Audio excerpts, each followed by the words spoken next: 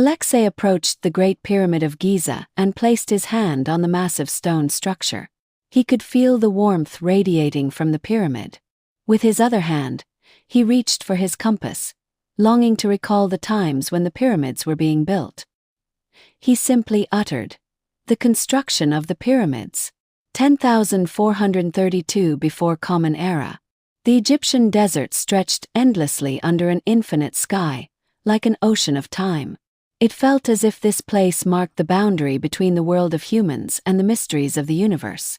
It was here, on this sacred ground, that the great construction of the pyramids would begin.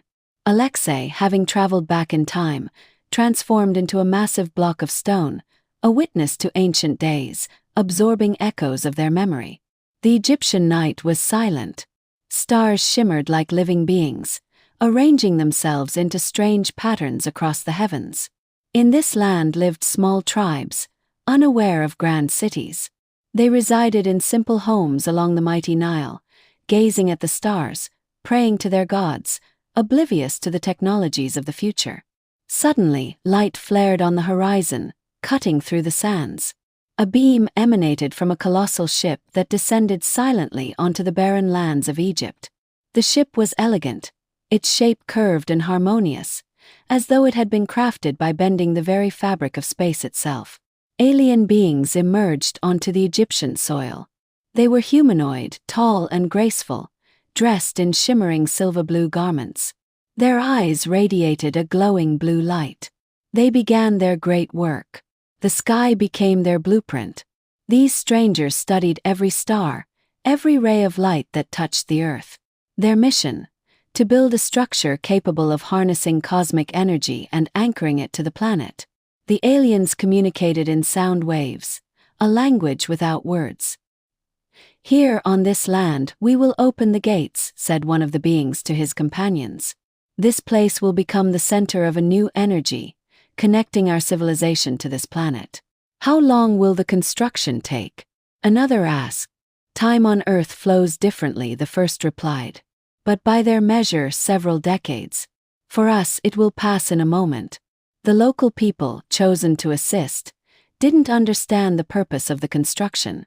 Yet they sensed they were part of something sacred and monumental. Stones, impossibly large and heavy, seemed to move into place of their own accord.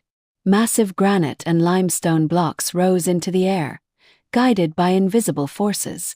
This power came from sound. The beings emitted sound waves through their hands, creating beams of glowing energy similar to lasers. When these beams touched the stones, the blocks lifted effortlessly. The same energy was used to cut and shape the stones with precision. The tribes watched in awe and fear. "The gods have come to us," whispered the elders, pointing at the glowing-eyed beings. They had no idea their gods were extraterrestrials wielding advanced technology far beyond their comprehension. The pyramids grew rapidly, their shapes geometrically perfect, embodying pure symmetry. Soon, 3 massive structures stood proudly on the sands: the Great Pyramid of Khufu and the pyramids of Khafre and Menkaure. Each was aligned precisely with the constellations and the Earth's energy grid. The alien beings placed large sarcophagi, containers, inside the pyramids, holding devices that powered their ships.